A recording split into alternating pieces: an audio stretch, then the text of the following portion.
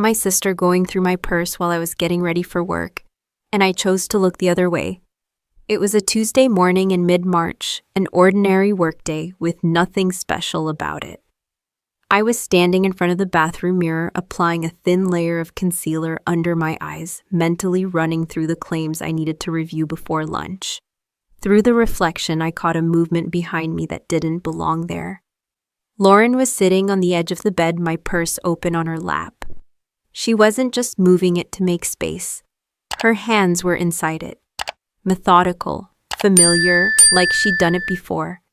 For a moment, I froze, not because I was afraid, but because my mind rushed to find a harmless explanation. Maybe she was looking for a pen. Maybe she needed a tissue. Maybe she thought it was hers. I cleared my throat loud enough to announce I'd noticed. She didn't flinch. Borrowing some lip balm, she said casually without looking up. I watched her zip the bag closed and set it back on the dresser right where it had been. No apology, no hesitation, just an easy smile like she hadn't crossed a line at all. Lauren was my younger sister, 28, recently unemployed, temporarily staying with me in Overland Park after what my parents called a rough patch. I was 31, stable, and according to everyone else, better equipped to absorb inconvenience. That unspoken rule had followed us our entire lives. I told myself it wasn't worth starting a fight before 8 in the morning. I told myself family didn't keep score over small things. I told myself I was being oversensitive. So I turned back to the mirror and finished my makeup. The rest of the morning unfolded the way it always did. Coffee poured into a travel mug. Keys grabbed from the counter. A quick goodbye exchanged at the door. Lauren waved from the couch, already wrapped in a blanket, her phone glowing in her hands. By the time I pulled into the parking garage near my office in downtown Kansas City, the incident had already been filed away in my mind, under annoying but harmless. The elevator ride up was quiet, too quiet. Halfway between floors, I felt something brush against my leg. At first, I thought the strap had shifted. I adjusted the purse on my shoulder and felt it again. This time, it wasn't fabric. It was movement, subtle but unmistakable. A slow, deliberate shift from the inside of the bag. My stomach tightened. I pressed my arm against the purse, trying to steady it, trying to convince myself there was a reasonable explanation. The elevator doors opened and I walked out as if nothing was wrong, my heart pounding loud enough that I was sure someone could hear it. Inside the restroom on my floor, I locked myself into a stall and gently set the purse on the ground. It moved again. Whatever was inside wasn't an object that had slipped. It wasn't something mechanical. It was alive. I didn't scream. I didn't open the bag. I picked it up by the straps, held it as far from my body as I could, and walked straight back out of the building. I didn't go home. I didn't call my parents. I got into my car and drove directly to the police station, finally understanding that the moment I'd chosen to ignore that morning might have already put my life in danger. By the time I was sitting in a hard plastic chair at the police station, the morning felt unreal, like something I'd stepped into by mistake. My purse had been taken from me. My phone sat heavy in my hands. And all I could think about was how easily I dismissed what I saw just a few hours earlier. That dismissal didn't come from nowhere. Lauren and I had grown up in a house where trouble was something she fell into, and I was expected to manage. She was the younger one, the sensitive one, the one who needed time and patience. I was the steady one, the one who adjusted, the one who didn't make things harder than they already were. When she lost her job the previous winter, my parents hadn't asked if she could stay with me. They'd spoken as if it were already decided. Overland Park was quieter than where she'd been living, safer, and I had the space. Just until she figures things out, my mother had said on the phone, her voice careful and practiced. She's had a lot of disappointment lately. Lauren moved in with 2 suitcases and the unspoken understanding that nothing would be expected of her right away. I told myself it was temporary. I told myself it was what family did. At first, the boundaries blurred in small, forgettable ways. She borrowed my sweaters without asking, used my shampoo, left dishes in the sink like they'd dissolve if ignored long enough. None of it seemed worth addressing. I was tired working full days, and I'd learned long ago that pushing back only made me the difficult one. There were moments, though, that didn't sit right. Cash would be missing from my wallet, just $20 here and there. When I asked about it, Lauren laughed it off, said, "I probably spent it and forgot." Once I found my credit card on the kitchen counter when I was certain I'd left it in my purse. She shrugged and said she must have moved it while cleaning. I accepted those explanations because accepting them was easier than what came next. Our parents had always believed Lauren meant well. Any mistake she made was softened by intention. Any problem was a misunderstanding. I'd watched them do it for decades, reshape reality, so she never had to carry the full weight of her actions. And I'd learned to stay quiet. That morning when I saw her hands inside my purse, all of that history rushed forward at once. The years of being told not to overreact, not to assume the worst, not to cause unnecessary tension, so I ignored it. Sitting there now, replaying the image of her zipping the bag closed without looking at me, I felt something colder than fear settle in my chest. Not panic. Recognition. This wasn't about a single incident. It was about a pattern I'd been taught not to see clearly. A pattern where my space was negotiable, my things were shared by default, and my discomfort was something to be managed quietly. The officer across the room was speaking to someone in a low voice. I couldn't hear what he was saying, and I didn't ask. My phone buzzed in my hand, lighting up with a missed call from Lauren. I didn't answer. For the first time, I let the silence sit where it was, and I wondered how many times I'd mistaken endurance for peace. By the time I reached my office building that Tuesday morning, I had almost convinced myself I'd imagined the whole thing. The parking garage was half full, the same as always. I took my purse from the passenger seat and slung it over my shoulder, feeling its familiar weight settle against my side. Nothing felt out of place.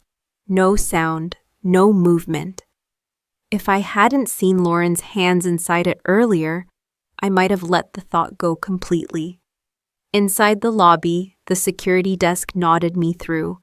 The hum of fluorescent lights and distant voices wrapped around me in a way that usually felt grounding. This was where my days made sense. Policies, procedures, paper trails, problems that followed rules. I stepped into the elevator alone and pressed the button for the 8th floor. As the doors slid shut, the car lurched upward, and something brushed against my thigh. It was subtle, light enough that I almost ignored it. I shifted my stance thinking the strap had twisted or the bag had bumped against my leg at the wrong angle. Then it happened again. This time there was no mistaking it.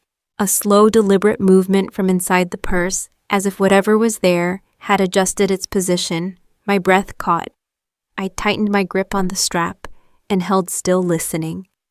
The elevator climbed in silence, every second stretching longer than it should have. I could feel my pulse in my ears, loud and insistent. I told myself it had to be something mechanical. A phone vibrating, keys sliding, anything but the thought forming at the edge of my mind. When the doors opened, I stepped out quickly, forcing my body to move, as if nothing were wrong. I nodded to a coworker down the hall and walked toward the restroom at the end. My pace measured my shoulders stiff. Inside, I locked myself into a stall and gently lowered the purse to the floor. For a moment, nothing happened. Then the bag shifted. Not a jolt, not a fall. It controlled movement like something inside had weight and intention. The leather creased slightly as it pressed outward, then settled. My hands went cold. I crouched there staring at the bag as if it might explain itself. I didn't open it. I didn't reach inside. I leaned closer instead, careful not to touch it, and listened. There was a faint sound, soft, almost imperceptible. A sound that didn't belong to keys or plastic or fabric. Whatever was in my purse wasn't an object that had slipped out of place. It was alive. I stood up slowly, lifting the purse by the straps and holding it away from my body. My reflection in the mirror looked pale and unfamiliar eyes. Two wide lips pressed thin. I didn't look like someone running late for work. I looked like someone who had walked into the wrong story. As I stepped back into the hallway, my phone buzzed in my pocket. I didn't check it. I didn't stop. Every instinct I had told me not to take that bag back to my desk, not to sit down, not to pretend I could handle this quietly. I passed my office door without slowing and headed straight for the exit. In the stairwell, the echo of my footsteps sounded too loud. I gripped the railing with one hand and kept the purse as far from my side as I could, with the other afraid of triggering another movement. By the time I reached the parking garage, my decision was made. I wasn't going home. I wasn't calling my parents. I placed the purse carefully on the passenger seat, backed away for a second, then slid into the driver's seat and shut the door. My hands shook as I started the engine. If there was something alive in my bag, and I hadn't put it there, then whatever this was had already crossed a line I didn't know how to uncross on my own. I pulled out of the garage and turned toward the police station, my mind racing with one steady, unavoidable truth. Ignoring it this morning had been a mistake. The police station smelled like disinfectant and old paper, the kind of place where private fear became something official, whether you were ready for it or not. I parked crookedly in front of the building, turned off the engine, and sat there for a second, with my hands on the steering wheel. The purse was still on the passenger seat. It hadn't moved again, but that didn't reassure me. If anything, the stillness made it worse. I stepped out of the car and opened the passenger door, carefully lifting the purse by its straps, the way you'd handle something fragile or volatile. I held it away from my body as I walked inside, my heart thudding with each step. At the front desk, a uniformed officer looked up and immediately noticed my grip on the bag. "I need help," I said, my voice steady in a way that surprised me. "There's something in my purse. Something alive." That was enough to change the room. Another officer joined him, then another. They didn't rush me, but they didn't treat this casually either. One of them, Officer Ramirez, according to the nameplate, asked me to set the purse down on a metal table near the wall and step back. I did exactly as I was told. Once the bag left my hands, I felt exposed, like I'd given up the only thing anchoring me to what was happening. They moved with practiced caution, gloves on, voices low. Someone radioed for animal control. Someone else asked me to sit down. Understanding dawned slowly. This was no longer my situation to manage. They asked me where the purse had been that morning, who had access to it, whether I'd put anything unusual inside myself. I answered each question carefully, aware that every word mattered now. No one accused me of anything, but no one reassured me either. While they worked, I was led to a small waiting area with a row of plastic chairs bolted to the floor. The purse was taken out of sight, and with it went my sense of control. I sat there, hands folded in my lap, replaying the morning over and over again. Lauren's face, her tone, the ease with which she'd zipped the bag closed. My phone buzzed again. This time it was my mother. I didn't answer. Minutes stretched into something heavier. A woman from animal control passed by carrying equipment I didn't recognize. The door to the back room closed. I was left alone with the hum of the lights and my own thoughts. For the first time, it occurred to me how this might look from the outside. A woman walks into a police station claiming there's a live animal in her purse. I imagined the unspoken questions. I imagined being dismissed, or understanding coming too late. When Officer Ramirez returned, his expression was neutral but focused. "We're taking this seriously," he said, "but we need to handle it carefully. Until we know exactly what's going on, you'll need to stay here. It wasn't a request. I nodded even as a tight knot formed in my chest. Staying meant waiting. Waiting meant not knowing. And not knowing had already proven dangerous. I glanced down at my phone again. Missed calls, text notifications stacking up, all from home. I still didn't respond. Sitting there separated from my purse and surrounded by strangers, I realized something that unsettled me more than the fear itself. Whatever had been put in my bag that morning had forced me into the open. I couldn't minimize it. I couldn't smooth it over. And I couldn't protect the people who might have caused it, not anymore. This had crossed a line that made silence impossible. I was still sitting in the same plastic chair when my phone rang again, the vibration sharp against the quiet of the station. This time it wasn't my mother. It was Lauren. I stared at her name on the screen longer than I should have. Part of me wanted to let it ring out to keep the distance I'd finally created. But another part, the part that needed to understand what had been set in motion, pressed answer. "Are you okay?" she asked immediately. Her voice was soft, breathy, carefully concerned. It was the same tone she used when our parents were listening, the one that made her sound fragile instead of careless. "I'm at the police station," I said. I didn't offer anything else. There was a pause. Too long. Just long enough for something unguarded to slip through. "Did they tell you what kind of container it was in?" she asked. "I mean, what kind of thing they found?" The words landed heavily between us. I hadn't told her anything. Not where I was. Not what the officers had done with my purse. Not even that anyone else had seen it yet. And still she was asking about the container. My grip tightened around the phone. "What do you mean?" I asked. She laughed quick and light, like she'd caught herself almost saying the wrong thing. "I'm just trying to understand. You said something was moving, right? I figured it had to be, in something." I didn't answer right away.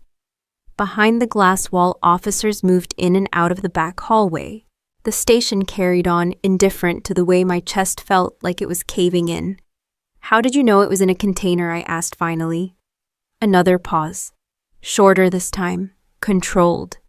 "I didn't," she said. "I just assumed."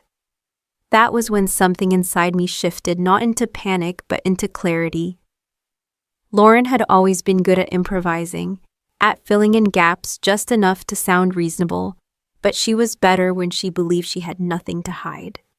Right now, she was thinking ahead of me, answering questions I hadn't asked yet. "I need to go," I said. "Wait," she said quickly. You don't think this has anything to do with me, do you?" I closed my eyes. In the silence that followed, memories stacked neatly into place. Her hands in my purse that morning, the way she hadn't startled when I cleared my throat, the ease with which she'd zipped it closed like she already knew exactly where everything was. "I'll call you later," I said, and ended the call before she could respond. I sat there for a long moment, phone resting in my palm. My reflection faintly visible in the dark screen. This wasn't proof, not yet, but it was something solid enough to lean on. A first crack. When Officer Ramirez approached again, I looked up at him with a steadiness I hadn't felt before. "I think someone put it there on purpose," I said, "and I think I know who had access to my bag this morning." He didn't react visibly, but he nodded once, slow and deliberate. "That's important," he said. "We'll need to document that." As he walked away, I realized the choice I'd just made. I hadn't accused anyone out loud. I hadn't named my sister.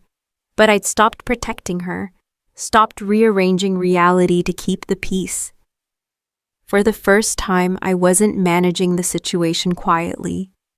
I was letting it be seen for what it was, and I knew with a certainty that settled deep and cold that there was no way to return to the version of my life where I pretended this was just another misunderstanding. It was Wednesday morning when they allowed me to go back to the house, escorted, but not restrained, supervised, but not silenced. The night before had passed in fragments, procedural conversations, paperwork, a restless sleep on a narrow cot at the station. By the time the sun came up, the fear had settled into something heavier and more deliberate. I wasn't panicking anymore. I was paying attention. Officer Ramirez drove behind me as I pulled into my driveway. The house looked the same as it always had. Neat lawn, curtains half drawn. Nothing about it suggested what might be hidden inside. Lauren's car was gone. That detail landed quietly but stayed with me. Inside, the air felt stale, like it had been holding its breath. I moved through the living room slowly, noticing things I'd learned to ignore. Her shoes kicked under the coffee table, the blanket still tangled on the couch, where she'd waved goodbye that morning. I went straight to her room. I didn't rummage. I didn't tear anything apart. I searched the way someone does when they know exactly what they're looking for, but don't yet know what it will look like. Her closet was cluttered, careless, drawers half closed, nothing unusual at first. Then I noticed the box under the bed. It was pushed far back, wrapped in a way that didn't match the rest of her habits. Lauren had never been careful with her belongings. This box was taped shut, reinforced, deliberate. I knelt down and pulled it out. Inside were papers folded too many times. Receipts, printouts, notes written in her handwriting, numbers, circled, dates underlined. None of it was dramatic on its own. Together it told a story that tightened my chest. There were bills addressed to her name that didn't match anything she'd told us. Late notices, payment demands. I didn't know the full context yet, but I knew enough to recognize desperation when I saw it. Tucked beneath them was something else, a small notebook. Not hidden, just overlooked. I flipped it open and felt my stomach drop. It wasn't a confession, it wasn't a plan laid out cleanly, it was worse than that. Fragments, research, questions written in shorthand like reminders meant only for herself. Enough to suggest preparation, enough to suggest intent. I didn't touch anything else. I photographed every page, every receipt, every note, careful to capture dates and details. I uploaded the images immediately using a cloud account Lauren didn't know existed. I wasn't being paranoid. I was being precise. When I finished, I put everything back exactly as I'd found it. The box slid under the bed. The notebook returned to its place. The room looked untouched. As I stood to leave, my phone buzzed. Lauren. I didn't answer. A moment later, a text appeared. Why are there police at the house? I stared at the message, the casual wording, the assumption that she was still entitled to explanations. Before I could respond, another text followed. You're blowing this out of proportion. You always do. That was her defense. Not confusion, not concern, minimization. I showed the messages to Officer Ramirez when we stepped outside. He read them without comment, then nodded once. This helps establish awareness, he said, and reaction. As he spoke, I realized something else had shifted. I wasn't just reacting to what had happened anymore. I was choosing what happened next. Every step forward carried risk, but standing still carried more. Lauren had counted on me not looking, on me preserving normalcy, on me protecting her by default. She had miscalculated, and as I closed the front door behind me, I understood that whatever came next would no longer be controlled by silence. By Thursday afternoon, the truth had begun to ripple outward, and there was no way to control where it landed. I was asked to come back to the station not as a formality, but because the situation had shifted. Officer Ramirez met me in a small interview room with a thin folder already on the table. He didn't open it right away. He asked me instead if I understood what it meant to move forward. I did. Moving forward meant my sister would no longer be protected by the quiet excuses that had always surrounded her. It meant my parents would be brought into a reality they'd spent decades avoiding. And it meant that whatever came next would be documented, recorded, and out of my hands. I signed the statement anyway. There was no dramatic moment, no raised voices, just a pen pressed to paper, and the weight of a decision I knew couldn't be undone. Within hours, my phone began to ring. First my father, then my mother. I didn't answer either. They left messages instead. My father's voice was tight controlled, as if he were trying to speak calmly through clenched teeth. He said the police had contacted them.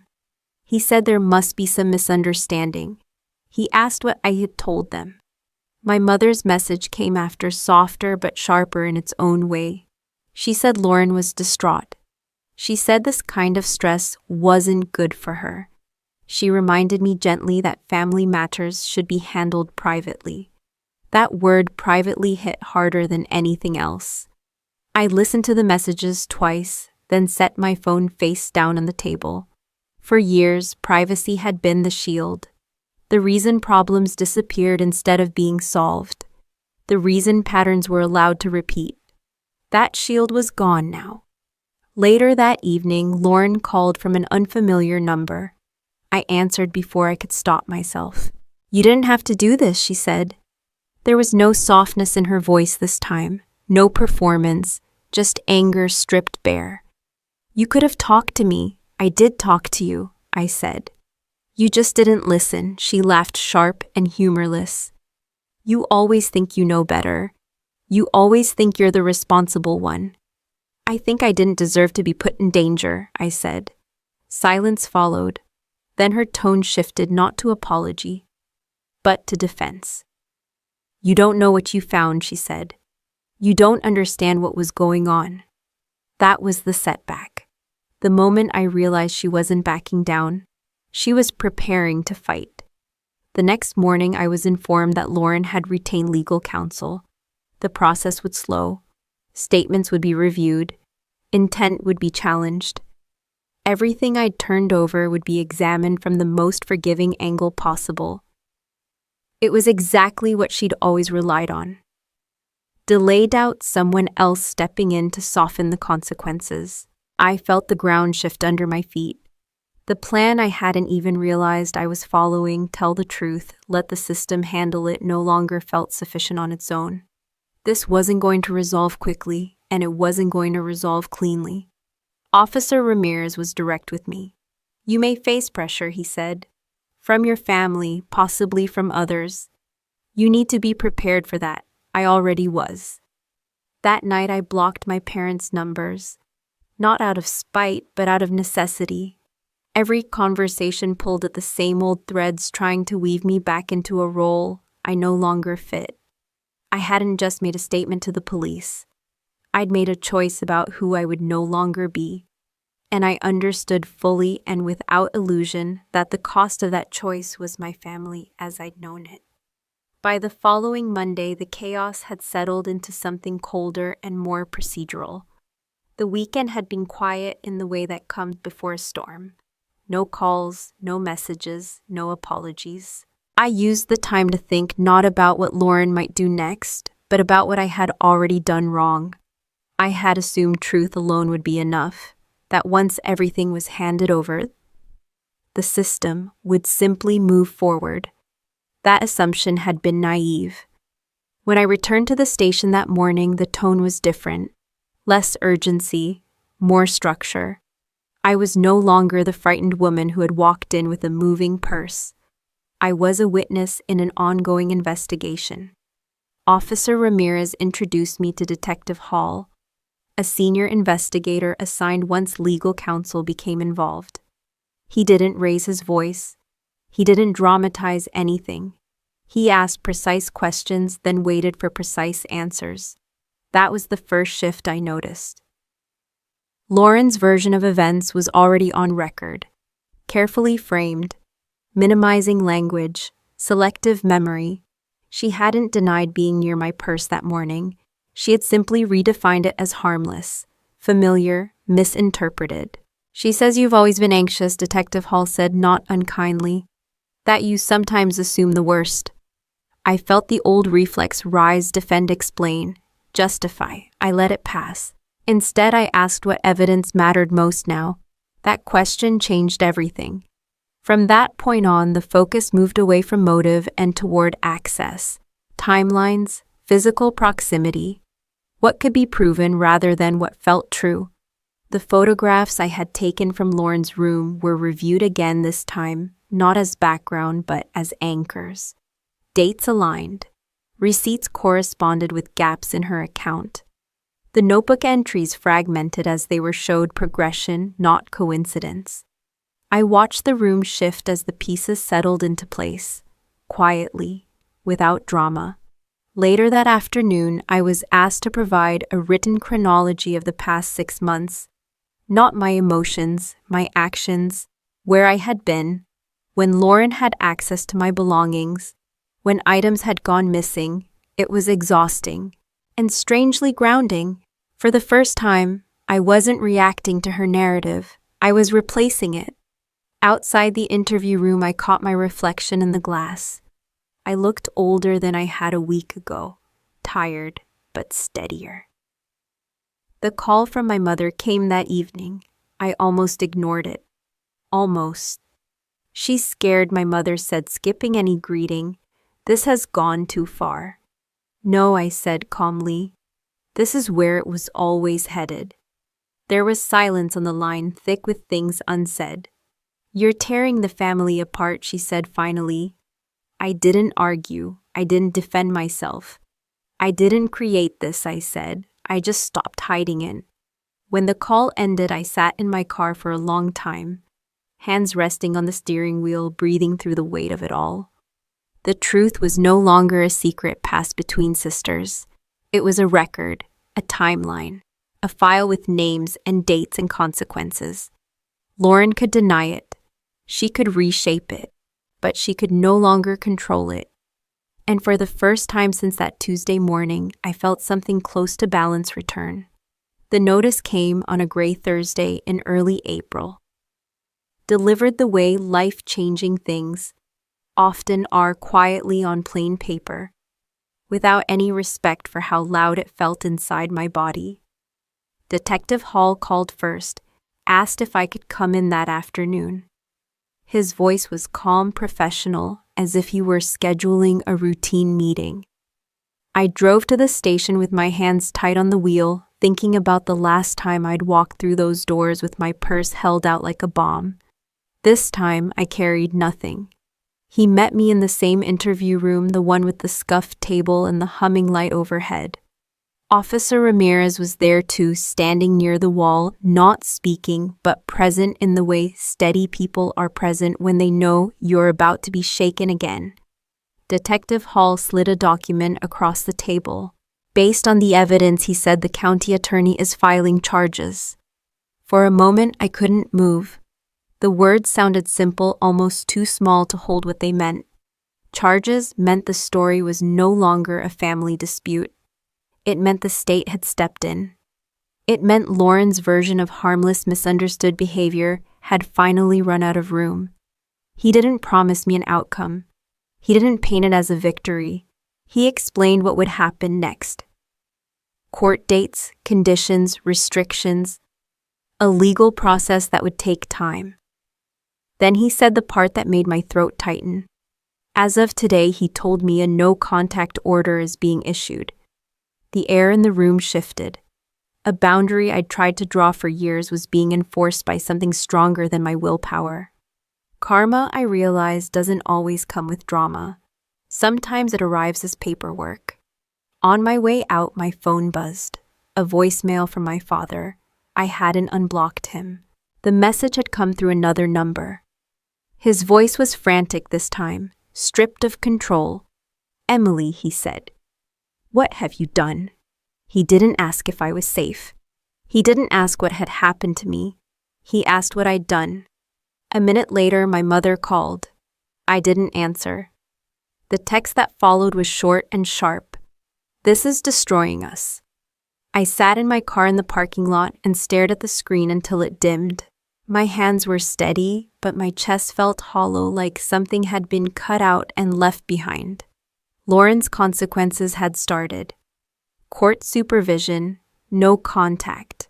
The first real limits placed on her behavior by someone other than me. the first time the world stopped bending around her. And yet I didn't feel relief, because karma doesn't undo what's already been done. It doesn't give you back the innocence of that Tuesday morning before you knew your own front door could be unsafe. A few days later, a deputy served Lauren with the order. I didn't see it happen. I only heard about it through Detective Hall and then through the grapevine of family friends who suddenly stopped calling. The pressure reached its peak in the silence. No more arguments, no more pleading, just absence. And the knowledge that my parents were choosing their story over mine even now. That was the hardest part, not the charges, not the legal language, not the months ahead. It was realizing that when the consequences arrived, they didn't fall on Lauren alone. They landed on the whole family. And I was the only one willing to stand in the truth when it hit. The case didn't end with a dramatic moment in a courtroom. It ended the way most real things do, through paperwork deadlines and decisions that became final, long before anyone raised their voice. By late May, the charges against Lauren were formally set. The no-contact order remained in place. Conditions were imposed, monitored, enforced. There were hearings I didn't attend, and documents I read with my lawyer instead of my parents. I wasn't asked to forgive anyone. I wasn't asked to reconcile. The system did what it was supposed to do, and then it moved on. That was the strangest part, how quiet everything became once the outcome was no longer in question. No more calls from the station. No more texts from unknown numbers. No more pressure to explain myself. I took a week off work and packed up the house. Not in a rush, not in anger, just carefully, room by room, deciding what belonged to my life now and what belonged to a version of myself that no longer existed. I donated furniture I'd chosen to keep the peace, threw away things I'd kept out of guilt. I didn't look for meaning in every object. I just let them go. On the last day, I stood in the bedroom with my old purse on the bed. The leather was scuffed from years of use, the strap worn thin, where it had rested against my shoulder day after day. I opened it once more, not out of fear this time, but out of habit. It was empty. I closed it, placed it gently in the trash bag, and tied the knot. The next morning, Monday, a regular business day, I drove to a small apartment across town. Nothing fancy, clean, quiet, mine. I brought only what fit in the back of my car and bought a new purse on the way, plain and unremarkable. It felt lighter than it should have. My parents didn't come looking for me again. When they realized I wouldn't bend, they stopped trying to pull me back. I heard about them through distant relatives and mutual friends, always framed as confusion, as loss. I let those stories stay where they were. Healing didn't arrive as relief. It arrived as space. Space to wake up without bracing myself. Space to lock my door and know it meant something. Space to exist without managing someone else's behavior. I didn't win anything. I reclaimed it. If there's one thing this taught me, it's that justice isn't about punishment. It's about boundaries that hold, even when family pushes against them. And healing isn't about forgetting. It's about choosing what you carry forward and what you finally put down. I walk differently now, lighter, more deliberate, and I no longer ignore the moments that ask me to pay attention. If you've ever faced a choice between protecting yourself and protecting the image of family, I'd love to hear how you navigated it. Share your thoughts in the comments, and if this story resonated with you, consider following along for more. There are always more stories waiting to be told.